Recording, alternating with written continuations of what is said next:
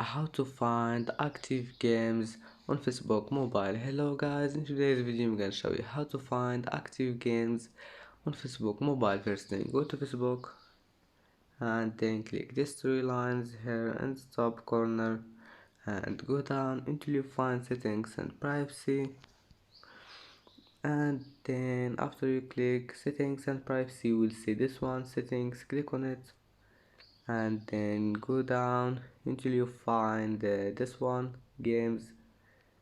Click on it, and as you see here you can find active games. I don't have any active games to review, but you will find many games here if you have. And that's it for today's video. If you like this video, please don't forget like and subscribe, and see you in the next video.